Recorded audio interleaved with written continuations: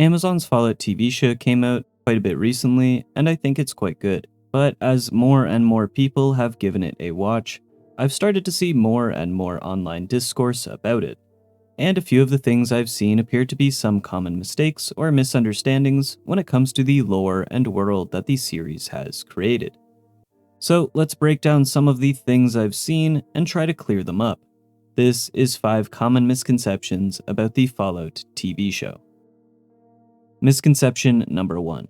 Vault-Tec launched the nukes. This first one might blow the jocks off you, but allow me to explain. A common theme you'll see throughout this video is the idea that the events of Amazon's Fallout TV show doesn't invalidate the events of the 6 mainline games. They all share the same canon. It's in the final episode of the series that we see a boardroom meeting between various influential representatives from several major pre-war companies, West-Tec, Robco, and the Big Empty to name a few. It's during this meeting that Barb Howard, executive of Vault-Tec, reveals a major bombshell. She proposes that Vault-Tec should stage a global nuclear conflict to ensure some sort of return on investment. There are also a few other moments in the show that allude to Vault-Tec's plans for orchestrating the Great War. For example, during the wrap party for the Vault 4 advertisement, a few Vault-Tec executives are talking about how peace negotiations in Alaska are slowing down their quarterly sales. And Lee Moldover accuses Hank McClain, another Vault-Tec executive, of being responsible for destroying Earth 200 years ago. With all this evidence, one might think that this would 100% mean that Vault-Tec are the ones who launched the nukes, but I'd argue that's not exactly right. I've talked about this Vault-Tec started the Great War theory a few times on my channel already. Avid followers of Nort should know that I am a stern detractor of the theory. The Fallout TV show doesn't change my mind about it. And it all comes back to Vault-Tec's purpose as a business. In the simplest of terms, Vault-Tec is a defense contractor. They provide safety, in this case nuclear fallout shelters and the likes, in exchange for money. The more people that demand safety, the more money that they will get. As they get more money, they also get more power and influence. We see this explained in the show during a conversation between Cooper Howard and Charles Whiteknife, comparing Vault-Tec to powerful ranchers. Now, what that conversation doesn't have is what happens when the ranchers kill all the people and government. I'd suspect if that were to happen, then they would lose their power. And that's sort of my big point when it comes to this theory. Yes, I agree that Vault-Tec has a vested interest in keeping the Sino-American War going, but I don't agree that they would want to escalate it to the point where it is not the United States or China launching the nukes, but rather themselves. That's the bit that doesn't make sense to me. And here's another common misconception for you. Call it a misconception, if you will. Believe it or not, but Vault-Tec's biggest product isn't the Vaults. It isn't some cyanide pills, and it certainly isn't nuclear fusion power. Vault-Tec's best-selling product by far is fear. If Vault-Tec can make you scared of the nuclear holocaust, scared of communism, scared of China, then they can sell you absolutely anything. It's like that scene with Thaddeus and the snake oil merchant. Thad is scared he's going to lose his foot, so he's willing to part with the ever-powerful fusion core in exchange for some unknown medication. The snake oil merchant gets power and wealth, and Thad gets peace of mind. And of course he gets ghoulified too, but he didn't know that when he bought the medication. He would have just bought anything to heal his foot. And so Vault-Tec does have an interest in keeping the Sino-American War going because it makes people scared. But there's a big difference between scared people and dead people. Dead people can't purchase things. And so it never made sense to me that Vault-Tec would want to kill 99.9999% of humanity. That's not really a sustainable business plan. And if we look at the games, there's still plenty of evidence from them that suggests it was China who launched the first nukes. The nuclear submarine in the Boston Harbor, the terminal at the switchboard detecting an incoming nuclear missile strike, and the fact that the US military had started taking territory during their attack on mainland China, all gently nudge the scale towards China being the ones to first push the big red button. While I personally don't think it matters much as to who launched the first between China and the United States, I will always argue that it wasn't Vault-Tec. As for Lee Moldover's comments about Hank and Vault-Tec deal with the competition, alluding to them using nuclear bombs to destroy them, I think Moldover was being a bit disingenuous. My theory is that Vault-Tec, and Hank for that matter, were able to leverage their power into getting other factions to deploy their nukes for Vault-Tec's benefit. Pre-war, with Vault-Tec sowing fear and finding ways to delay peace talks, intentionally led to the escalation between China and the United States. And as for the Shady Sands bombing, this is my grand theory. I think Hank managed to somehow get the Brotherhood of Steel to turn on Shady Sands. Maybe Hank dropped an anonymous tip that Shady Sands had some sort of advanced and dangerous tech, and in order to prevent this MacGuffin technology from destroying the Brotherhood or Wasteland, Shady Sands had to be destroyed. This would explain why when Max exits his fridge shelter, he sees a Brotherhood soldier, and would potentially explain their newfound power that we see in the show. I mean, last we saw the Lost Hills Brotherhood in Fallout, they were a bunch of isolationist bunker folk. My theory posits that they wanted to stop the NCR from having this theoretical powerful tech, and nuked them on intelligence from Hank. That's my theory. Is it far-fetched? Perhaps. But until Season 2, we don't really know why Moldover blames Hank for blowing up Shady Sands, or even the specific steps Hank took to actually destroy Shady Sands. To close off this entry, destroying the planet doesn't get you wealth and power. Scared Americans buy vault spots, dead Americans don't. Bonus misconception: Cooper Howard is Vault Boy. I've also included a bunch of shorter bonus misconceptions, just for the fun of it. The show is still relatively fresh and new, so we might as well have some fun with it. It's in the opening scene of the series that Cooper Howard poses for a photo with Bob Spencer's wife. Bob Spencer asks Coop to do his signature thumbs up, but Cooper refuses. Later in the series, in the third episode, we see Coop put on a Vault jumpsuit and do some celebratory poses for Vault-Tec's marketing and advertising divisions. In these photos, he gives a thumbs up, thus explaining the first scene. Now, with these two scenes, one might believe that this means that Cooper Howard is Vault Boy, but that's not necessarily true. My takeaway from these scenes is that the initial plans for Vault-Tec marketing was set to include Cooper Howard, no Vault Boy. Cooper was supposed to be the face and mascot of Vault-Tec. However, in the final episode, when Coop learns of his wife's and Vault-Tec's plans, Coop distances himself and decides to cut ties with the company, and his wife, of course. In response, and left without a face for their company, Vault-Tec came up with Vault Boy, an animated character that they forever would own the rights to, and that wouldn't be able to say no later down the line. Why get a guy with differing political views when you can just make up a guy instead? This would explain why we see a Vault Boy poster plastered over a Cooper Howard one, and would also explain Coop's disdain for Vault Boy imagery. It's why he says no when asked to do the thumbs up, and why he shoots the head off a billboard in the Wasteland. It's a constant reminder of his wife's betrayal, and the part he played in Vault-Tec's rise to power. I know with the way I phrased this misconception that it's a bit misleading, but Cooper Howard is not Vault Boy. And I'm sure he'd blast you away with his sawed-off revolving shotgun if you said that he was. Misconception number 2. Shady Sands was nuked in 2277. I mentioned this one in a short, but I might as well include it here too. When Lucy and Maximus mistakenly find themselves in Vault 4, Lucy ends up happening upon a classroom. On a chalkboard, it outlines the history of the NCR and its capital, Shady Sands. It details the dates from its creation all the way to its demise. But one small detail on the chalkboard caused quite a bit of controversy in the Fallout community, and that was this belief that Shady Sands was nuked in 2277. Now, what makes the year notable is that 2277 is 4 years before the events of New Vegas. As one of the primary factions in New Vegas is the NCR, Some folks believe that this was Bethesda and Kilter's Films' way of retconning the entirety of New Vegas. However, this isn't the case.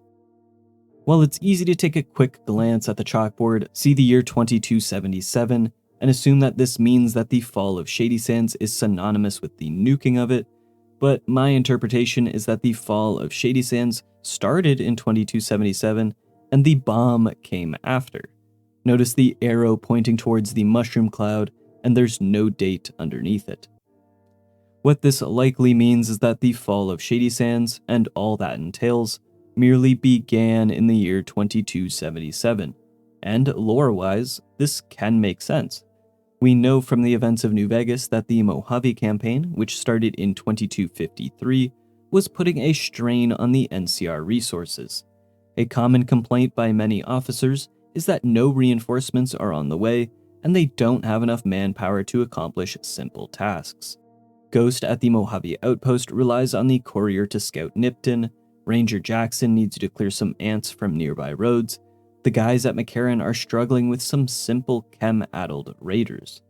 And even Ranger Chief Hanlon goes as far to commit treason in order to try and save the NCR from overexpansion and spreading itself too thin.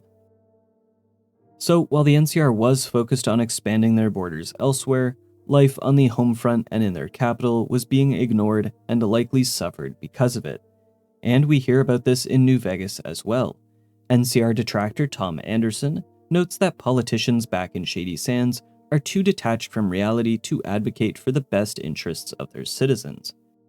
And rancher Ethel Plebis notes that the Brahmin barons have their hands in the pockets of NCR senators, indicating that some of the Republic's politicians are corrupt. So even according to New Vegas, Shady Sands was in its decline, a stark contrast from how we see it in Fallout 2. But back to the main point. I say all this to explain that the writings on the chalkboard don't mean that Shady Sands was nuked in 2277, but rather that's the year in which it started its decline. The fall of Shady Sands started in 2277. And besides, Todd Howard has confirmed that the events of New Vegas do take place and that the nuking of Shady Sands happens after that. So you can't really argue with that. On to the next one. Bonus misconception, CX-404 is dog meat. Here's one that I want to get ahead of before I see any conspiracy videos about.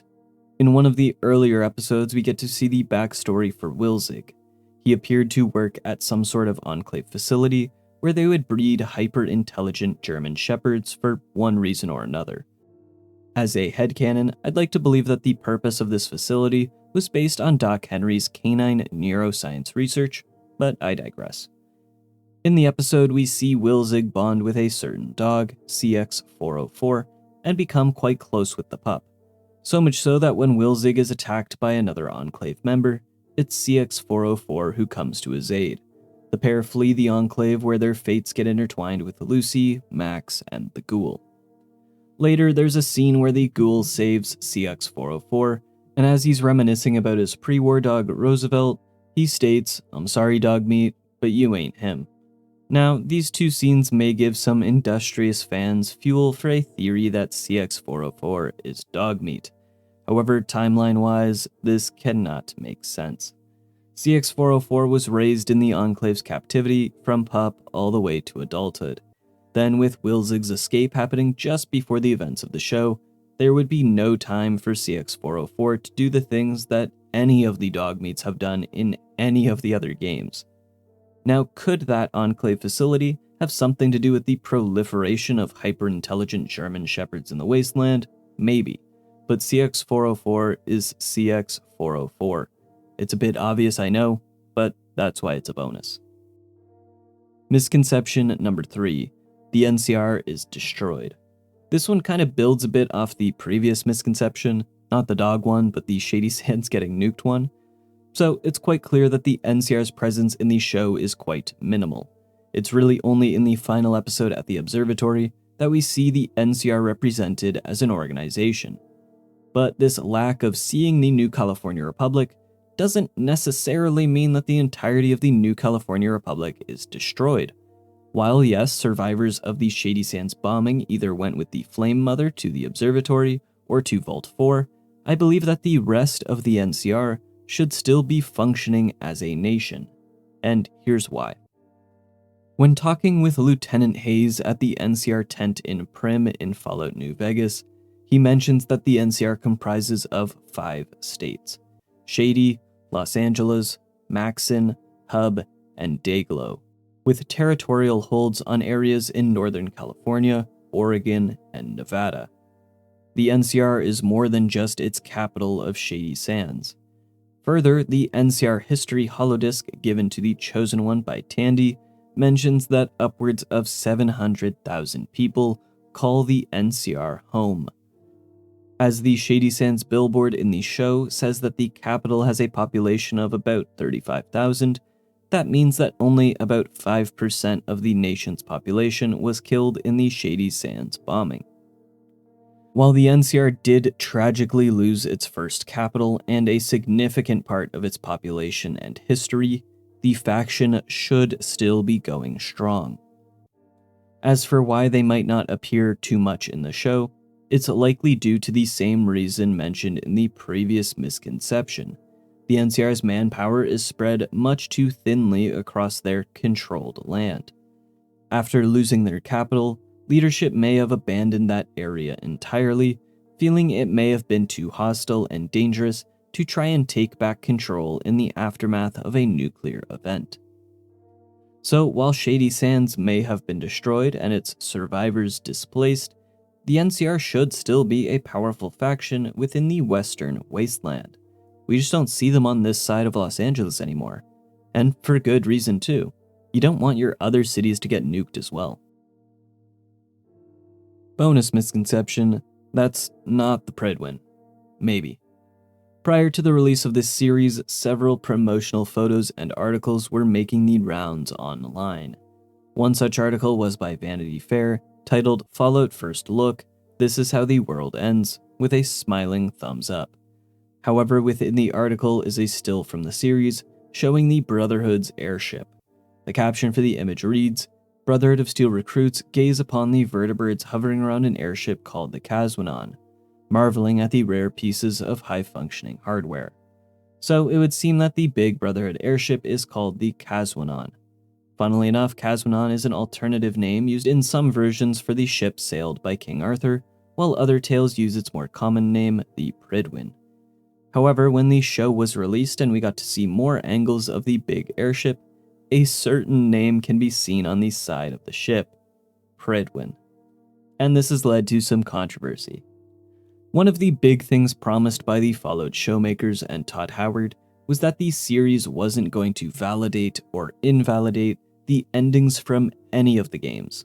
It was going to be a standalone story that wouldn't canonize the player's decisions from any of the games that take place before the series, which is all of them.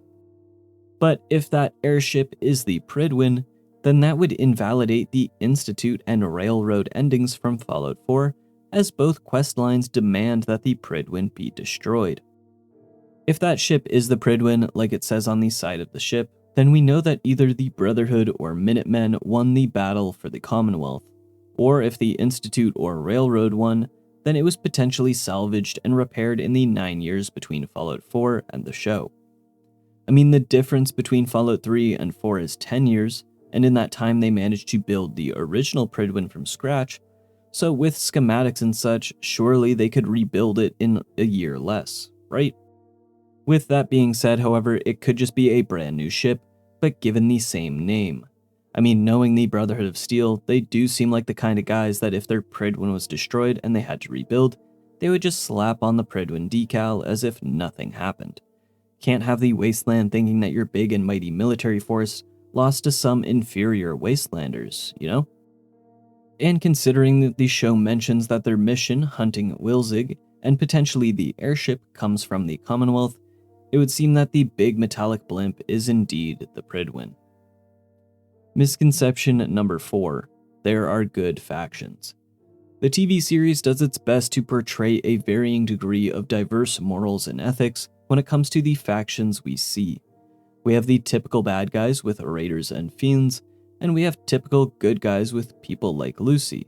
We've got anti-heroes like the Ghoul, and we've got troubled protagonists like Maximus. The entire karma scale is represented. However, what I will contend is that I believe the show doesn't have any morally good factions. In the games, there are some pretty clear pictures about who is supposed to be relatively good and who is supposed to be relatively bad. Alliance Brotherhood is good, the Enclave is bad, the NCR is good, the Legion is bad, the Minutemen are good, the Institute is bad. But within the show, there aren't any truly good factions, and we could even go down the list for them. The Brotherhood's portrayal is quite clearly the most dominant one we've seen in a long while. They have a zero-tolerance policy when it comes to violence or lying within their ranks, and they care not for other denizens of the Wastelands as seen with their treatment of Philly and the Observatory. Lee Moldover's mixed group of raiders and Shady Sands survivors brutally attacked a vault of mostly innocent and oblivious dwellers, all to get a lone man, their overseer. Vault 4's original Vault-Tec residents performed disturbing experiments that included cross-hybridizing humans with other radiation-resistant species. It's only after a revolution by the former test subjects that it started to turn into a better settlement. The Enclave, as always, are the Enclave. They're quite strict and rigid, performing various experiments and such. I mean, incinerating a newborn puppy isn't really good in anyone's books. And of course, Vault-Tec Corp has always been the big mysterious boogeyman of the entire Fallout universe. Their portrayal in the show is no different, with Barb and Bud being the main figureheads in the series. Barb suggests that Vault-Tec should start a nuclear war, and Bud being the mind behind the experiments at Vault 31, 32, and 33. As for individual characters, many of them have their flaws, as all well-written characters should. Lucy is the one that is the purest of heart, but even she is not immune to the perversions of the Wasteland, eventually taking actions that Vault Dweller Lucy likely never would have. This includes throwing a jar of acid at a Vault 4 resident, killing Martha, biting the finger off the ghoul, and mercy killing her ghoulified mother. So even our beloved main character isn't immune to how the Wasteland changes people. I'd argue that that is a central theme to the show, just how the Wasteland changes people. Anyway, all this is to say that the show does a really good job to show that in a ruined world absent of society and civilization, there are no good guys. The Wasteland forces one to commit some not-so-good acts. Bonus misconception: Lucy never swears. Our final bonus misconception is a fun one. Throughout the show, the pure of heart Lucy is kind and trusting towards everyone she meets in the Wasteland. Her golden rule is do unto others as you would have unto you, and it only makes sense as she comes from a place where the worst thing people can do is not say thank you or smile at you when you pass them.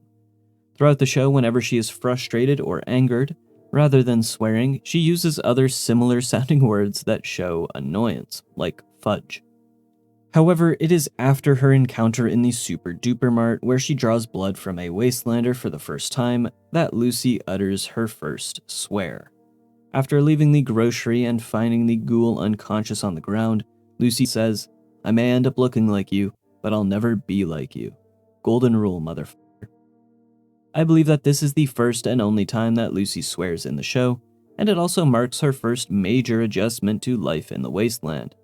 In fact, the entirety of Episode 4 depicts Lucy's struggles with adapting to Wasteland life, with the lesson at the end of it being that, while the Wasteland is brutal, tough, and will try to drag you down at every turn, you don't have to go down with it. Lucy shows that in the final bit of dialogue to the ghoul, that you don't have to succumb to the Wasteland's perversions.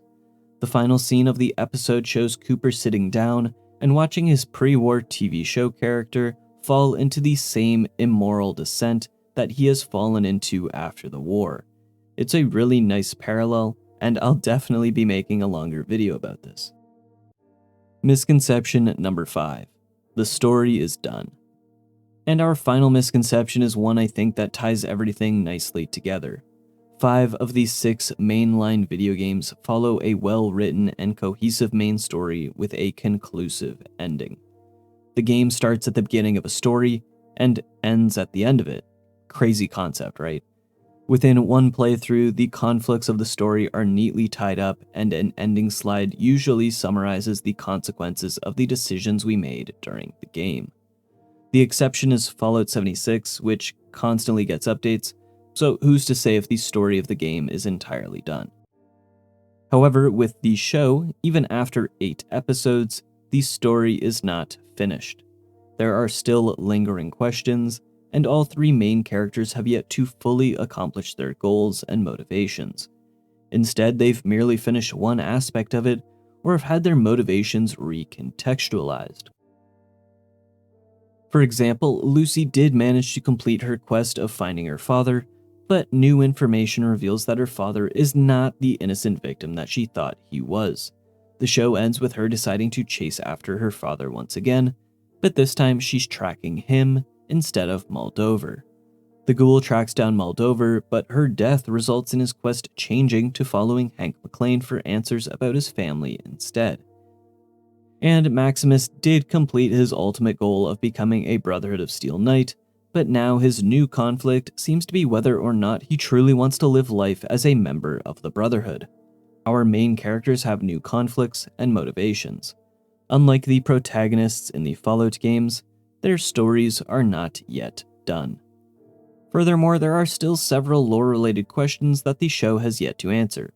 For one, the final scene of the series shows Hank McClane walking to New Vegas. What is it that is hiding in New Vegas that has Hank's attention? We don't know. Speaking of Hank, how and why exactly is he viewed as the person responsible for the destruction of Shady Sands? Moldover's claims are still ambiguous at best, and with her death, it looks like we won't get answers anytime soon. Thad's story abruptly ends with him just disappearing after Max tells him that the Brotherhood won't welcome a ghoul into their ranks. He's still out there somewhere. And the fate of the connected Vault 31, 32, and 33 still remains unknown. Is Chet safe with Steph? We don't know. What this means is that a lot of the show-related stuff that I or other content creators may talk about might be more speculation than fact. It's not like the games where the story is nicely wrapped up and clear. There's still a ton of ambiguity within the show's story and lore. As seen in this video already, specific conversations and events can be interpreted differently by different people. It's ambiguous. This means that we'll just have to wait for more of the show to truly find out the facts and figure out what exactly is going on in the ruins of Los Angeles. But the good news is that Amazon's Fallout has already been renewed for a second season. So hopefully we'll get more answers and a continuation of the story in the near future. Probably like 2 years. The story is not yet done. And that wraps up what I believe to be 9 or so common misconceptions about the Fallout TV show. From what actually happened to the NCR Shady Sands, to Vault Boy, to the morality of the factions, we've cleared up some of the common misconceptions about Amazon's Fallout. I personally really enjoyed the show, and I love seeing some of the iconic elements of Fallout brought into a different kind of media. There's something so interesting about seeing gameplay mechanics like using a stim pack made into live action. Anyway, I'll definitely be making more Fallout TV show videos, so stay tuned for that. But that's all from me today, folks. If you enjoyed the video, don't forget to share and subscribe, join the Discord, have a good rest of your day. Cheers. A dum-dum revolt, you say?